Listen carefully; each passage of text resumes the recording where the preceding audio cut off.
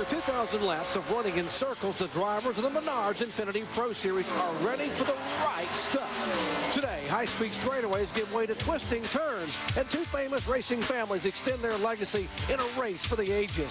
History happening today on the streets of sunny St. Pete. Round 3 is next.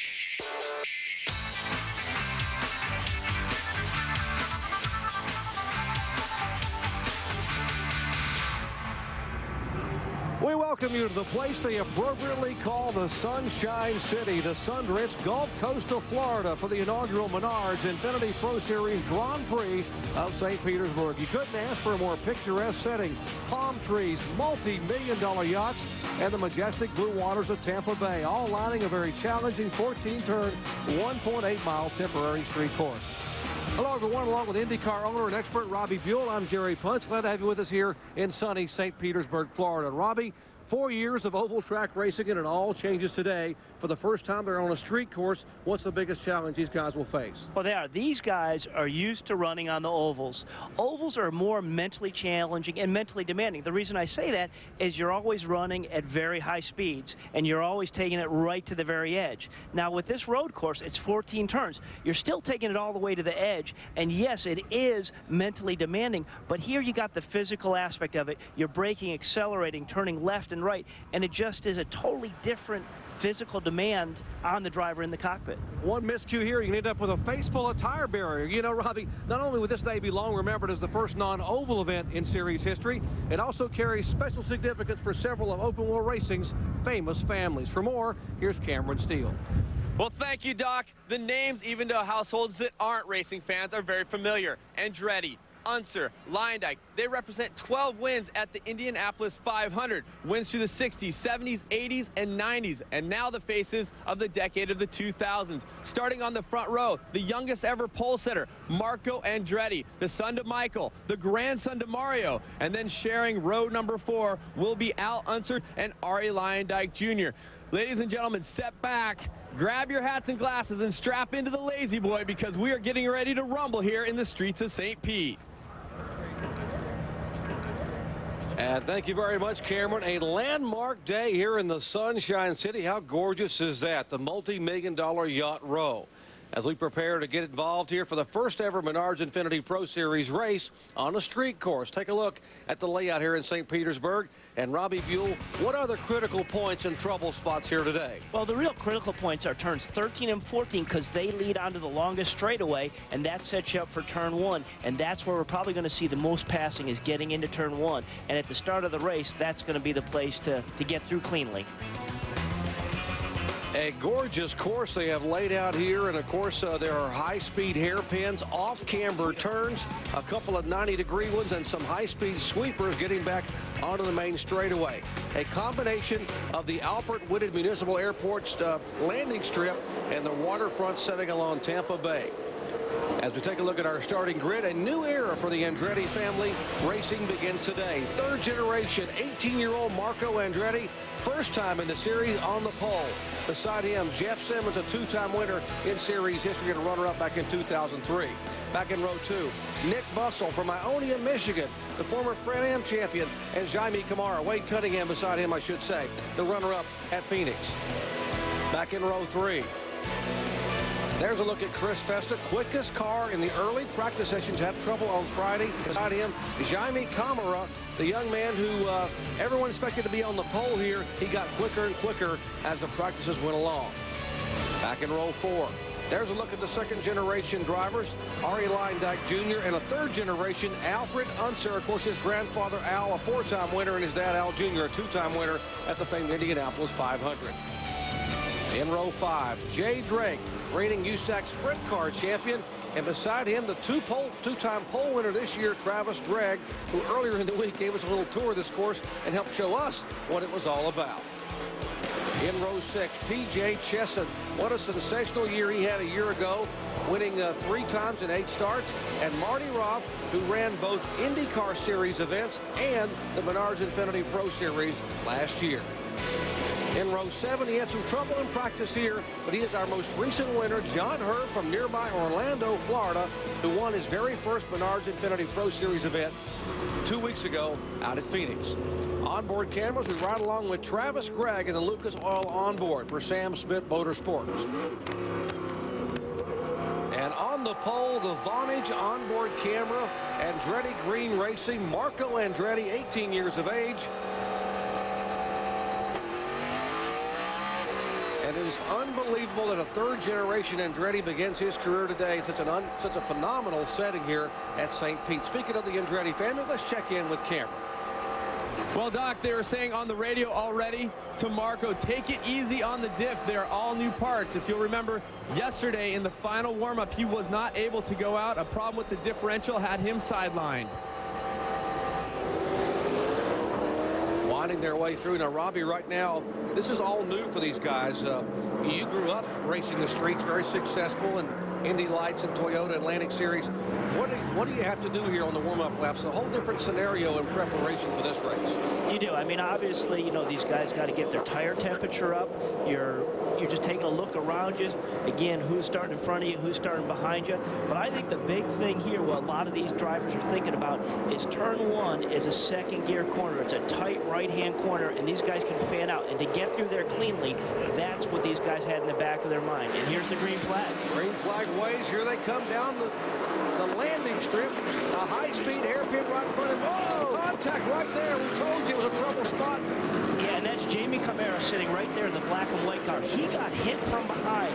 I think that was a red and black car, either of Wade Cunningham or Al Unser that got in the back of him. So we'll get back and look at that again here. Might have been Alfred Unser that got some contact. They were going 3 and 4 wide. You see Marco Andretti coming through. There's Cunningham.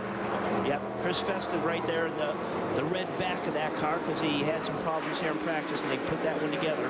Now remember, in road course racing, they have local yellows and full course yellows. That's why we're still under speed here as they wind their way through the course. And here for the first time, down at the hairpin, the Honda turn 10, right along Yacht Row. There goes Marco Andretti. And look at the gap that Marco's pulled out on the second place car. Incredible.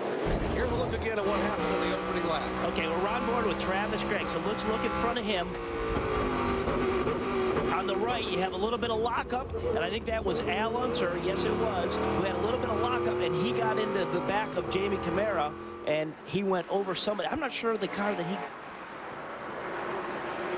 Okay, right there. So that was Jamie hitting the back of Chris Simmons. Jeff Simmons, which is too bad. Jeff started on the front row. Jamie's car got bumped from behind, and he went over the top of Jeff Simmons. There we see Jeff just spinning around in the ICI car, driving for Ken Hartley. Those guys, they just can't get out of the bad luck. You know, I feel bad for that team. There's a look at Jaime Camaro, the Brazilian driver, rookie driver, driving for Sam Smith. And you just saw Jeff Simmons coming by, minus the rear wing on the Ken Hartley machine. And they were hoping to maybe pick up the first ever win for Hartley here in his 28th start as a car owner, one of the most loyal owners to this series. Yeah, and Jeff Simmons, a talented driver. He's actually raced on this course before in 2003. And they actually just tested the road course at Indianapolis, and he was one of the quicker guys there. Got a shot of Nick Bussell going by. There's the rear wing, or what's left of the rear wing, I should say, on the Team ISI machine for Jeff Simmons out of Hartford, Connecticut, as they're trying to pick up the one car of Jaime Camaro. Yeah, two talented road racers there. And there from the onboard camera of Marco Andretti, we saw the yellow flags waving there in turn 1, signifying that's where the incident is.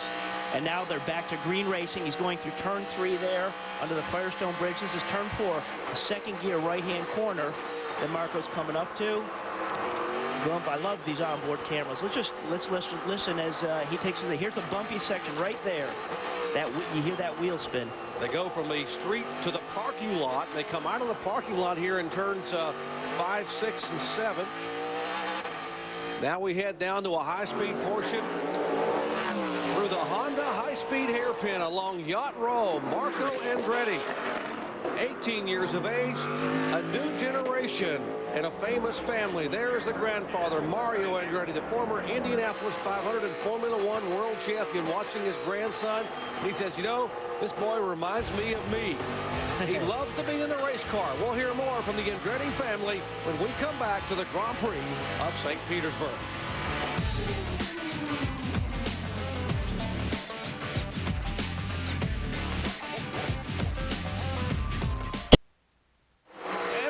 On the streets of St. Petersburg, the Grand Prix of St. Petersburg, landmark day, first ever non-oval track event. Also a landmark day for a third-generation Andretti making his debut in the Indy Racing League. This the official stepping stone or developmental series for the IndyCar Series Stars of Tomorrow. Speaking of Stars of Tomorrow, one guy who hoped to have a great day is standing by with Cameron Steele. Well, Jeff, I know this legendary day of street racing was something you were looking forward to. Tough break. What happened in the first corner? I'm not really sure. I mean, you know, I just went down there and braked for the corner and was going to follow Marco through, and I was hoping to get through clean, and I just got clobbered from behind. I'm not even really sure who it was. I didn't see it. So, yeah, it's, you know, if it wasn't for bad luck, we wouldn't have any. So, it's just a real disappointment. There's a lot of things this weekend that, you know, myself and the team are pretty disgusted with, and, you know, it's just another unfortunate weekend for us. Hopefully we can bounce back in early racing, and Team ISI is, you know, we're still focused on trying to get back in the championship, but this is obviously a terrible start to the year. 3 races in a row that have been just disastrous. And true, he's been looking for his first win since 2003. Unfortunately, leaves with his second DNF in a row. And Jeff Simmons, a very talented driver who ran 2 IndyCar Series events a year ago. He has that much talent. He is certainly being tabbed by a lot of IndyCar Series owners as a future star, but just can't catch a break here in the Menards Infiniti Pro Series. No, that's what he said. You know, if they didn't have bad luck, they wouldn't have any luck at all. And they were hoping for good things here. Like I say, they were very quick in the testing back in Indianapolis the other week. So, like I say, they had high hopes here, and they didn't even get through the first lap. That's, as a driver and as a, you know, all the crew guys, a team owner, that's, you know, that hits you right in the gut. Taking a look at 2 future superstars in open wheel racing as you ride along with Wade Cunningham. This is a battle for second spot. Cunningham, the 33 car. He's a New Zealander who actually is a very close friend of Scott Dixon, actually rooms with Scott Dixon in Indianapolis. And behind him, a 19-year-old from Atlanta, Georgia, Chris Festa, who is a freshman at Florida State University. Yeah, and Wade has done a fantastic job all weekend. He's been on the top of the time charts every session except for qualifying. So he's been very comfortable with his car. This is the first time for him that he's ever been on a street race. He's road raced a lot. He came up through go-karts. In 2004, Wade was the world go-kart champion.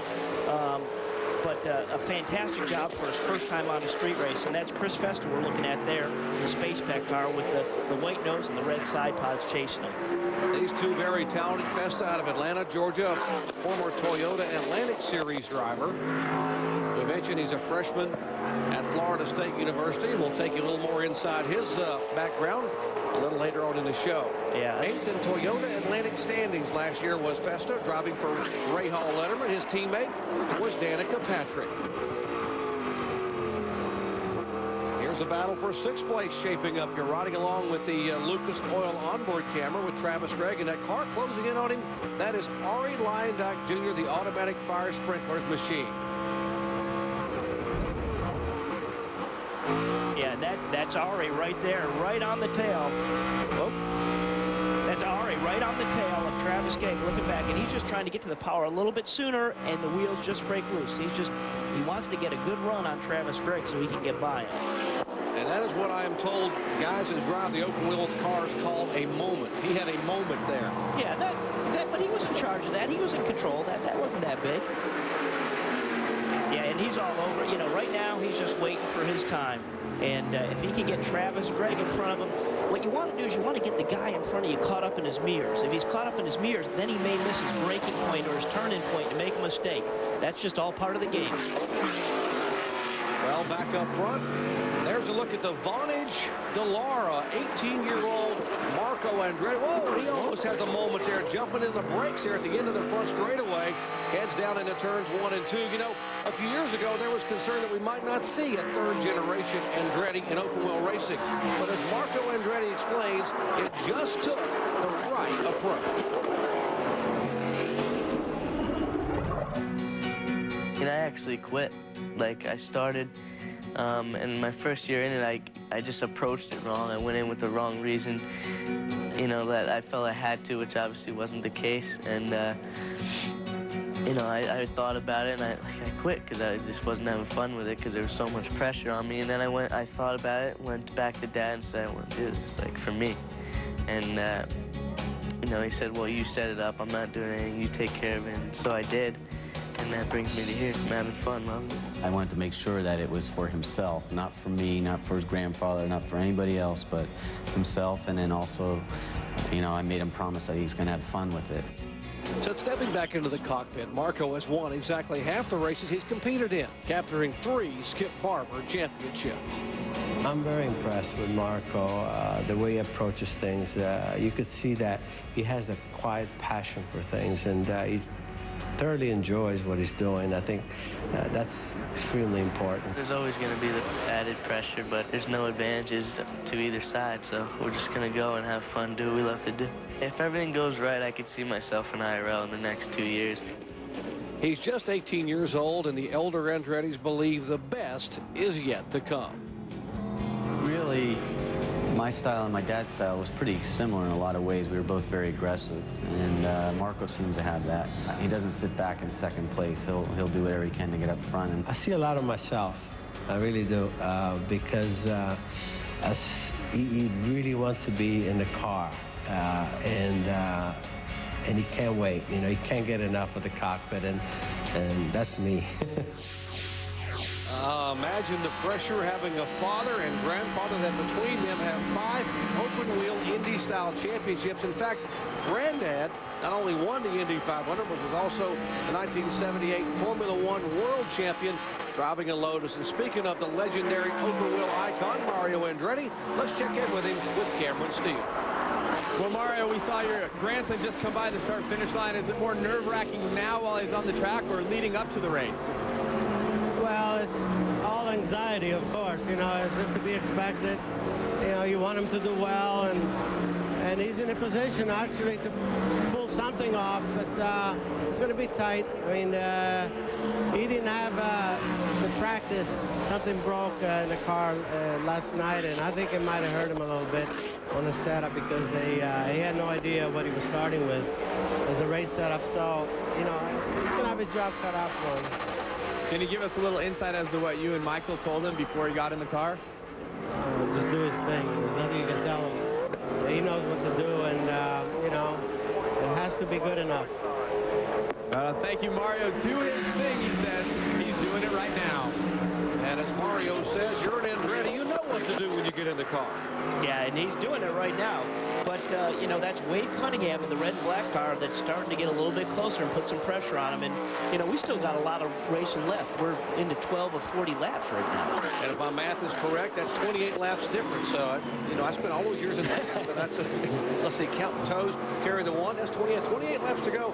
By the way, you Ari Leindeck Jr. fans, Ari did get by Travis Gregg and has now moved up to 6th place. So he is moving on up. And John Herb, our winner at Phoenix, loops it around. That's in turn 10 Turn there. 10, yep.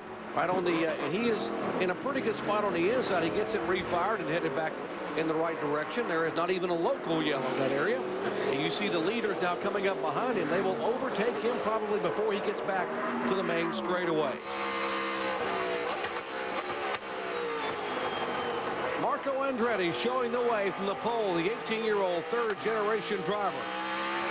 When we return, a look at the family heritage in this series, famous fathers and grandfathers who have won at the Indianapolis 500. Mario Andretti, Granatelli car, Al Unser Sr., and how about Ari Leindeck from the pole? And back at St. Petersburg, Florida, a new leader, a new sheriff in town here on the streets of St. Petersburg. Moments ago, Wade Cunningham made the pass, and we'll show you how it happened. So we're on board right here with Marco. Now watch the rear of the car. He just got a little bit of rear lockup on those brakes and made the rear of the car step out. Then, coming off the corner, that gave Wade an opportunity to get a good run going into turn 12 right there and made the pass. Whoa, and he does it again as No, that's just a replay. That scared me that time. I started to say he did it again, but that is the replay of turn 10 where that happened. Wow. Yeah, and now so here we're back on board. That's with Marco, and we're looking up at Wade Cunningham. And, you know, I think that's going to be something that we're going to watch all through this race is these guys have adjustment in the cockpit that is brake bias, that they can put brake bias to the front or the rear. Again, remember, this is the first street race, road race ever for these guys. And they're here. There we go. Did you hear that onboard camera say, hey, just remember, if you need to adjust that bias, go ahead and do it. Because the last thing you want to do is if the bias is to the rear of the car, if you have more bias to the rear and the rear locks up, that can just spin the car like that. You want to have 60% to the front if you can, because if the front locks up, that's predictable. So it's, and as they go through the race and they generate heat in these brake systems, that can change. Okay, now you look at you're riding in with some of our aerial platforms, you can see how Marco Andretti now has reeled in Wade Cunningham. But with his relative inexperience, the first time on a street course in these cars, where does he have a shot to pull off the pass? Well, you know, it's one thing to catch somebody and get behind him. You're right, it's another thing to pass. I think right now, since it looks like he's having a little bit of a brake issue in terms of just getting that right balance, he's got to find that balance before he really makes a good strike on trying to get by Wade. And there's still some racing. Now that I say that, there's Marco putting his nose in there. Both these drivers are young guys. This is their first street race. And there's a little pumping up from the guys talking to Marco, just saying, hey, you're looking good, keep focused. That's Tony Cicali, who is the veteran engineer who spent, 2 decades with the Andretti family at Newman Haas, racing with Mario, of course, Michael, and over the years. And they brought him sort of out of semi-retirement to come work with Marco. He said, you know what? Mario said he started with me in '83, and I won a lot of races with Tony Cicali, a former engineer and former aerodynamicist from Cornell University. He's the guy talking to young Andretti through this course right now. Yeah, and, you know, I think his history, he loves working with the young drivers and molding them and bring them along. So that's, you know, that could be, you know, 5 years from now, I wonder what we'll be talking about as that scenario takes forward. Here we're still on board. We're at Marco. That's going into turn 10. That's where he got the brake lockup before. And we saw a little rear end movement from Wade Cunningham. That was just from trying to get the power down to get out of there, and Marco closes right up.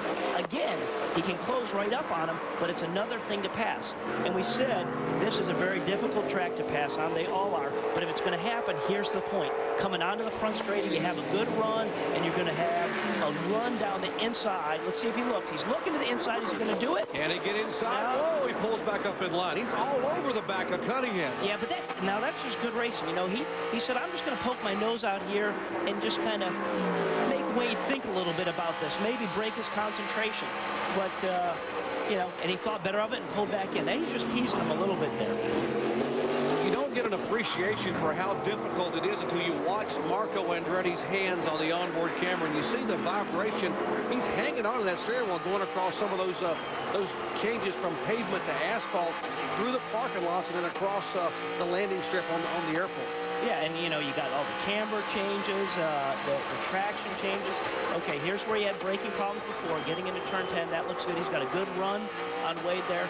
But like I say, it's one thing to catch a guy, it's another thing to get by him. And the way this track is laid out, we have some other good passing opportunities on this track. That's one of them right there. But you have little kinks that lead through the straightaways that you have to kind of go single file. So other than this opportunity, we're on the start-finish line. This is the best place to pass as you're getting into turn 1. Marco Andretti won 11 times last year driving in the Skip Barber Formula Dodge Southern Series. He won half the races he raced in. As you heard him tell you earlier, he almost didn't want to drive. It had to be the right approach, had to be his decision. And as you heard Dad and Granddad say, you make it happen, but most importantly, you have fun. Yeah, and that, you know, if you're having fun at it, you're going to be successful. If you're not having fun at it, then why get out there? And right now we're looking at Marco, who's all over the back of Wade Cunningham. But we got some racing left. We're coming up to the halfway point. One more lap, we're at the halfway point. And I think for these drivers right now, you know, you gotta be patient, and they're still feeling out where that brake pedal is. See, look at him work the wheel there. That's through turn 10. He wants by. He wants the lead back. That's for sure. But I think he showed some good patience here. One thing, when you look at this track surface, we have a pavement change here coming out of the start-finish line, but the rest of this track has FIA-approved asphalt all the way around this. The city of St. Pete really embraced this track with it being here, and they said, we want to put good pavement down. So for a temporary street circuit, this track is first class. We have an Unser, an Andretti, and a Lyondike all in the top 5 here as we are approaching, and we are exactly at the halfway point here in the St. Petersburg Grand Prix. You know, we asked the newest generations representing the famous families in open wheel racing what they thought about a third-generation Andretti joining the ranks.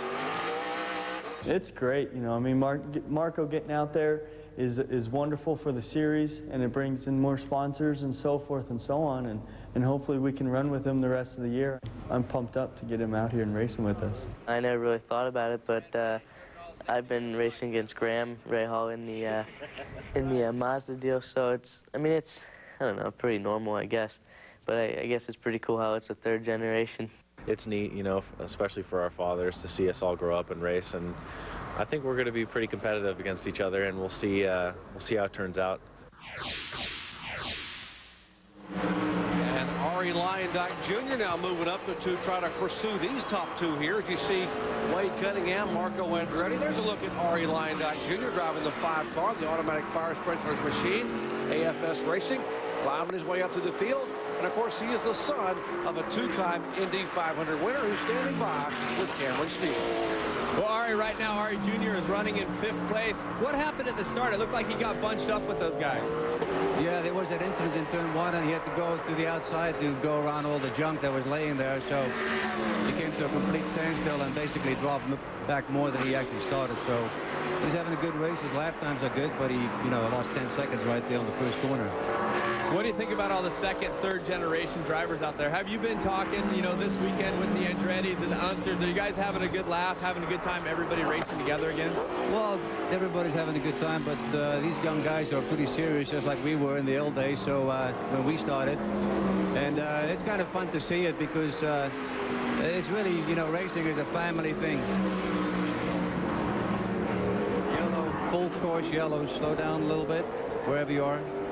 So as you can hear, Ari Sr. spotting for Ari Jr. as we get a full course yellow. Doc, Robbie, what's going on up there? Well, what's happening is that 6 car, the aircon machine of John Herb, is spun around and is right in the middle of the groove in the racetrack, and he just got to slow everyone down. They can't get to him, and in that situation, someone would jam the brakes on and just punch him in the side if they were at speed. Yeah, and, you know, if his motor was running, he'd be underway. So what they've done here is they've gone to full course caution. They got to get him out of here. That looks like that was turn 9. And that'll be a break, though, for Nick Bussell, Al Unser, and Ari Lyondike in 3rd, 4th, and 5th. Now they will catch the front twosome of Cunningham and Marco Andretti. And we should have quite a shootout for the second half of this one here on the streets of St. Petersburg. And back on the streets of St. Petersburg, Florida, the Grand Prix of St. Petersburg. Historic day for the Menards Infiniti Pro Series after a full course yellow due to the spin of the 6 car of John Herb. We are getting set for a restart. They are all bunched up, and last time, folks, at the beginning of the race when they started down in turn 1, we saw it get very ugly in a hurry. Yeah, you see those guys getting a good shot. Ari accelerating in the middle of turn 13 and 14. There's the green flag. This is the first time Wade Cunningham's let him go in. There's Marco looking to the inside. I don't think he's going to try a pass. He's just teasing him. He's just making him think. He's trying to push him into a mistake. That'd be Wade. And we saw Lyondike make a move out in the back. That was Ari Lyondike who came to the inside. There is Cunningham, Andretti, Bussell. Great run for Bussell. The 3 is Unser. Yep, that's Unser, the 4th car in that line back right there, the black and red car. There's Ari, the red and yellow car, and this is a good opportunity. Like I said, Ari lost a lot of time on that opening lap avoiding that incident. Now he's back up with this lead pack, so let's see what kind of race car he got. And as you watch the leaders come by, the third car in line, we mentioned Nick Bussell, 21 years of age. That's the black car just flashed by. 21 years of age. The JL West Motorsports driving for Jeff and Laura West. Talking about Bussell, they own Indy Performance Components. The young man drove some 2-liter action, the Fran-Am series back in 2003. There's a look at Bussell going by. He won the pole at Mexico City, and he has a world of talent. Yeah, no, they've done a great job all weekend. Now, Nick, he has done some street racing before in that Formula Renault series. He's been on, I think, Toronto and Vancouver before, and right now he's not letting those guys get away. That's Marco right in front of him. You see all the moving around the cars do under braking there and bouncing around. It's awesome. So many young drivers, so talented. This is a perfect place for them to have to take the step into the IndyCar series. This is the official stepping stone, or ladder series, if you call it. Tony George's idea 4 years ago to develop this program to be able to give drivers a place to come from sprint car or from the World of Outlaws or from other road racing circuits to come here to be able to get tuned up and be seen by an IndyCar series owner. Yeah, and it really is a great formula. Everybody's got the same chassis, the same motor program, the same tires. So, I mean, it is a scenario where the driver's talent can show through. But, you know, you got to work with your engineering team. It's driver and team, all that working together to put the best race car on the track it can for you. Marco Andretti closing in. He's trying to make a move, and he can't quite get there. Let's check in his pits where Cameron is standing by with his dad. I'm actually standing by with Michael right now. And, Michael, you're not down in the pits where your son is pitting. What's going through your mind, and what are they telling him to do while he's running second? I don't think they're telling him anything. He knows what he needs to do, and, you know, he's doing a heck of a job. I'm nervous for him right now. It's a shame the yellow came out because now it's become a 3-car race instead of a 2, but, you know, right now he's a sandwich, and he's got to try to get up by Wade. Hopefully he can. Have you been nervous at all? Oh, yeah, big time. Big time. Michael Andretti nervous. Jerry, it's a fun day here at the races. It is, Cameron. You know, but Marco Andretti is driving with a very, very heavy heart. He lost his best friend yesterday. 18-year-old William Reel lost his life in a motor vehicle accident here in Florida. He was over in Melbourne. He had not yet left to come, and William was actually going to come here, spend the night with the Andrettis, and be here to watch his best friend Marco Andretti drive his first race in Indy Racing League competition. But the young man involved in a motor vehicle accident, and that has weighed very heavily on Marco Andretti. When you're just 18 and you lose your best friend, and the next day you got to go out and try to compete for the first time in front of all these people in a national television audience, it's got to be very, very tough. No question about it. It's a tough deal. I mean, but right now he's, you know, like Michael just said, he knows what he has to do. Nobody has to tell him on the radio what he has to do. And I think Marco, you know, if he could get by Wade Cunningham, it looks as though he's got a car that's just as fast as Wade's, if not faster, but it's just about picking that perfect opportunity to get by him. You know, Wade's not pulling away, and Marco keeps kind of looking down the inside and testing Wade. And that's Nick Bussell is right behind Marco as well, so that's going to keep Marco honest. What I mean by that is Marco can't tease Wade too much and really look down the inside, because that could give an opportunity to Nick Bussell to poke around the outside. Well, Wade Cunningham, he hails from New Zealand, Auckland, New Zealand. Yes, that's the same place that brought us the 2003 IndyCar Series champion Scott Dixon. He lives with Scott Dixon in Indianapolis, and right now all of New Zealand's got to be pretty happy for Wade Cunningham showing the way on the streets of St. Petersburg.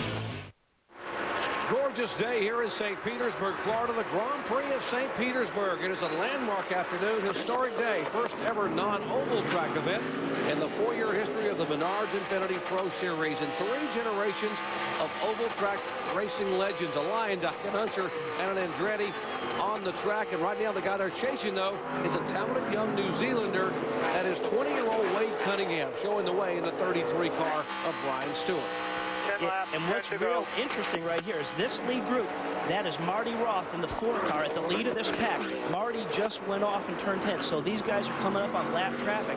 This may be an opportunity where Wade just gets hung up a little bit for Marco to get by.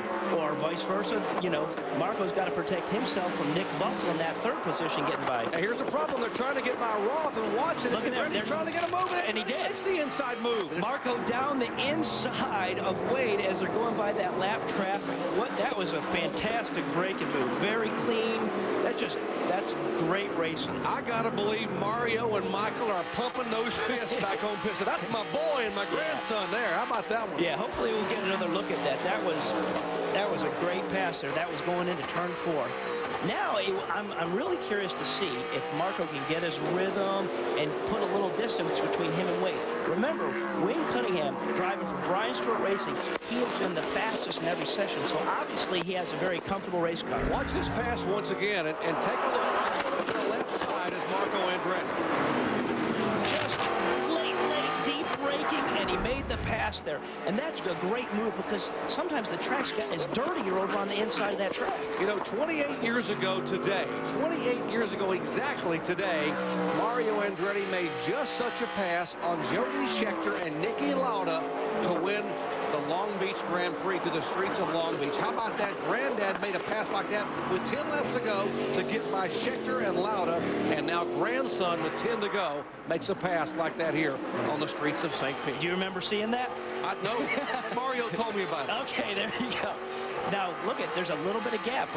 Marco's put a little bit of daylight between him and Wayne Cunningham. There's just, you know, there's probably 10 car lengths there, so it'll be interesting to see if he can pull that out. Now, these cars and drivers just recently tested at Indianapolis Motor Speedway on the road course, on the road course there, the 13-turn course, the 2.6-mile event. And one of the drivers that was up there who'll be back in Indianapolis coming up is Michelle Abbott, and she's standing by with Cameron Steele.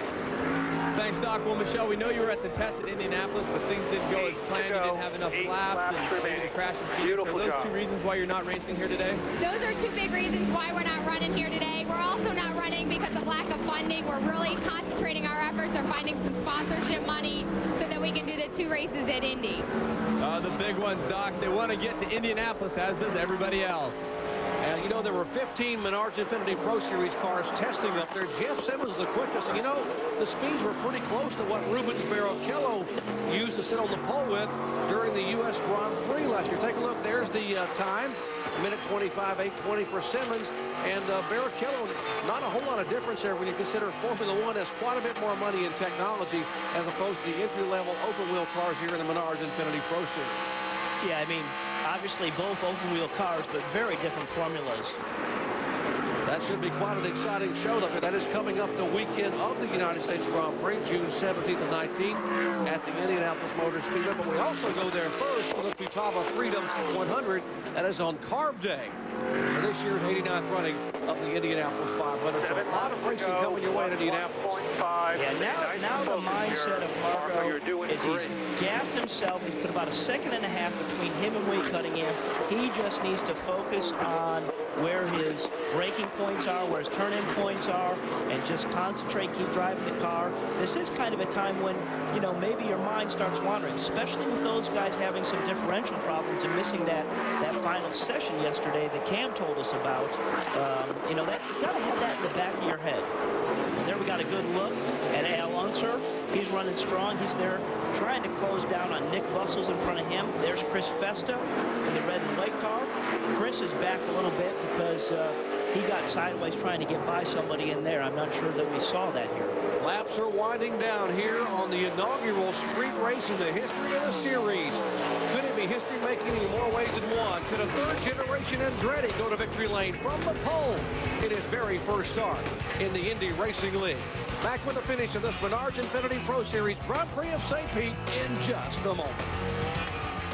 Back at St. Petersburg, Florida, final laps here of the Menards Infinity Pro Series inaugural Grand Prix of St. Petersburg. The Vonage onboard camera. Andretti Green racing the car owned by Keith Duesenberg.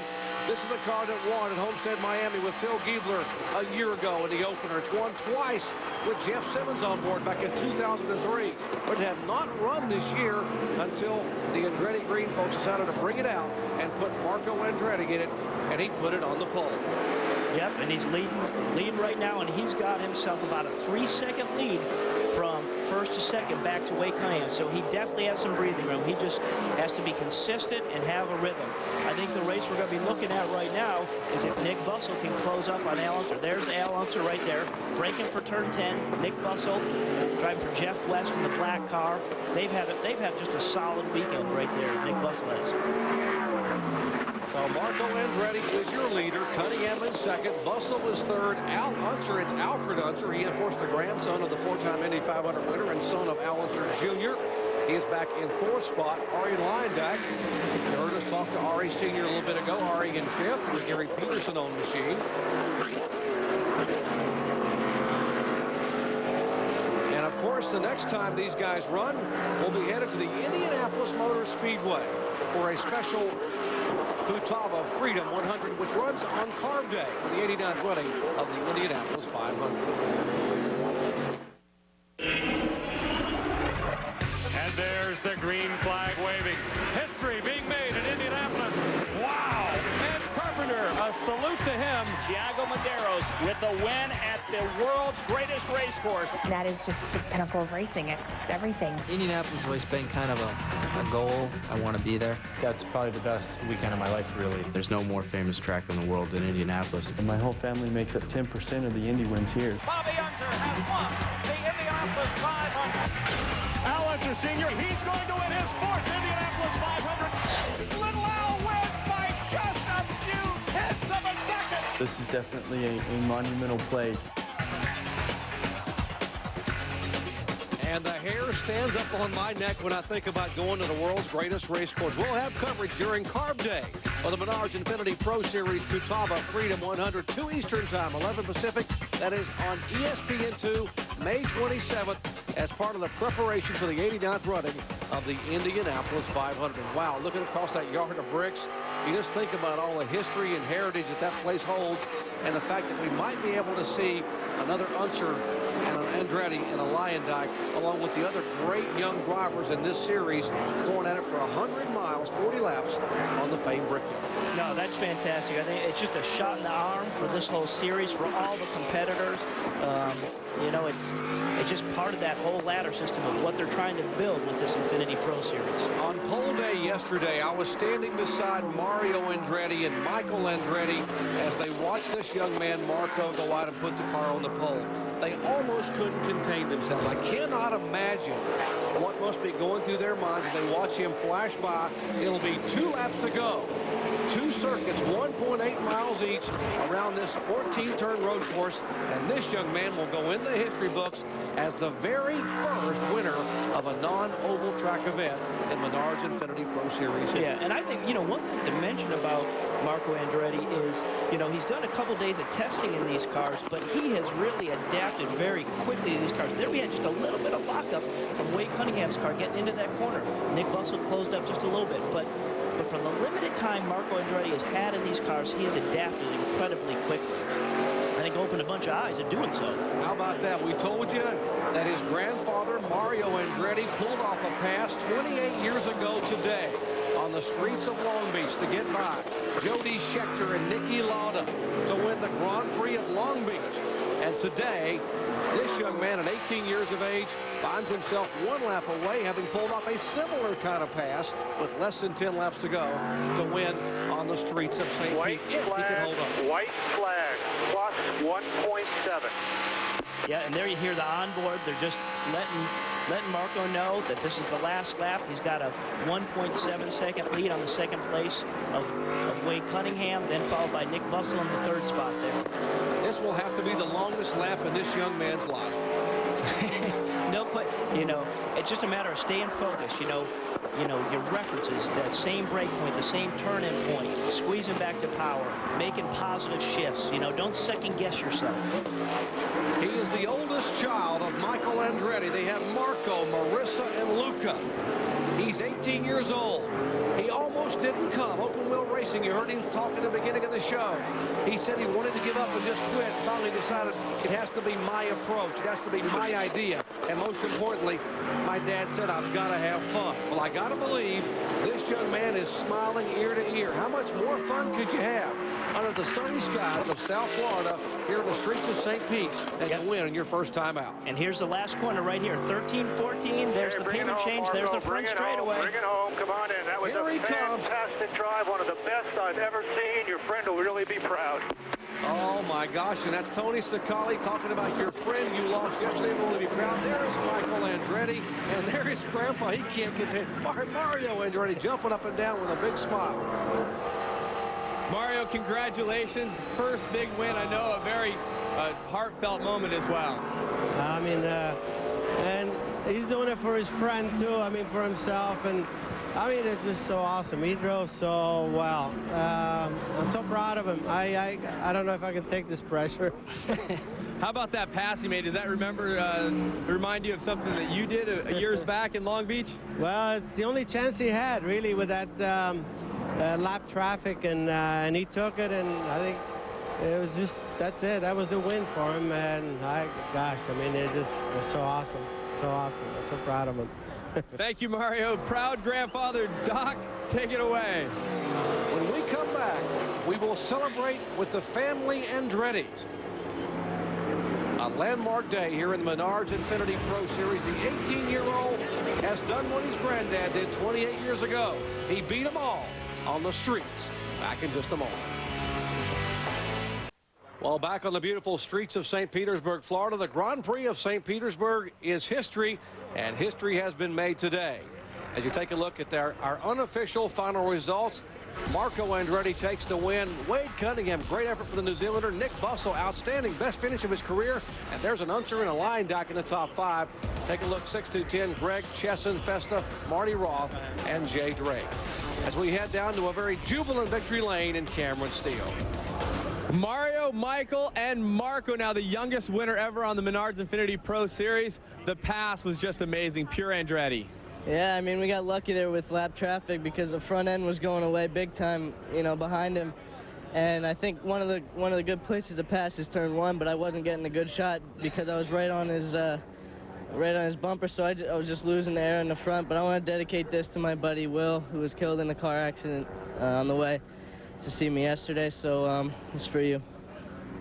Very nice, a very heartfelt win here. And Michael, the proud papa, you got to be really excited about what happened here today. I'm just so proud. The pressure he was under, everything that been going on for him this weekend with his friend Will dying. It was just, I'm so proud of him. And I just want to thank everybody else that helped support him, get him here, like Vonage and Firestone, Magnaflow, Hershey. I mean, without him, we wouldn't be able to put this thing together. So it was just, it's a huge day for us. Congratulations to all the Andrettis all here together. A wonderful day. Robbie, your final thoughts. Well, for the first time for these guys racing on a street course, what a success. The cars look great, they're fun, and we got Andretti, his first race, his first win. Fantastic. For Robbie Buell, Cameron Steele, and our entire ESPN2 crew, I'm Jerry Bunch. Once again, congratulating Marco Andretti on his landmark win today. He becomes the first ever non-oval track winner in Menards Infiniti Pro Series history. Join us next for the Futaba Freedom 100, part of the Indianapolis 500 Corporation Day festivities. This has been a presentation of ESPN, the worldwide leader in sports. So long from St. Pete.